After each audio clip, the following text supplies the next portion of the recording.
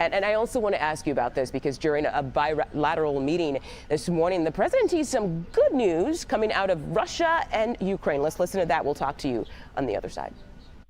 And we'll bring peace not only here, but I know you're very much involved in helping us in other regions, like what's happening with Russia, Ukraine, etc. And I think we're having some pretty good news coming out of there today and maybe tomorrow and maybe Friday, frankly. But we'll see about that.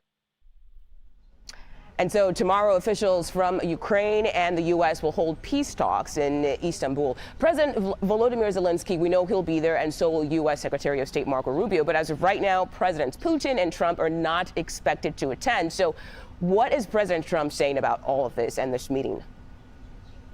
Yeah, the president was asked about that, and he noted his packed schedule for tomorrow as his Middle East trip continues, with going to the United Arab Emirates. He said he didn't know if Putin would be there, that he thought Putin wanted him to be there as well, but he did express confidence in his Secretary of State, Marco Rubio, saying he's been very effective. And again, we heard him teasing potential good news. He didn't give more details than that, so we don't have an update on negotiations other than there's this critical meeting tomorrow in Turkey. Okay, and Natalie, let's go back to the president's trips because we know a number of headlines have already come out of it. So what's been the biggest takeaways for you so far? Well, something that happened early this morning, our time, is this meeting, very significant meeting between President Trump and the new president of Syria. The Crown Prince of Saudi Arabia, Mohammed bin Salman, was there as well, had really pushed for this meeting. It comes, as you know, Mugo, a day after President Trump announced that the U.S. would be lifting sanctions on Syria and taking steps to try to normalize relations there.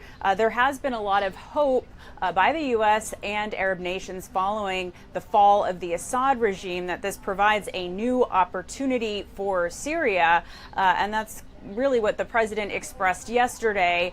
Reporters were not allowed inside that meeting, but from what the White House has said, the president talked to the new president of Syria about trying to prevent the resurgence of ISIS there, guarding against terrorism, and also down the road signing the Abraham Accords to normalize relations with Israel. So this was a really key meeting that was just one of many events during this really jam-packed trip that the president is continuing in the Middle East.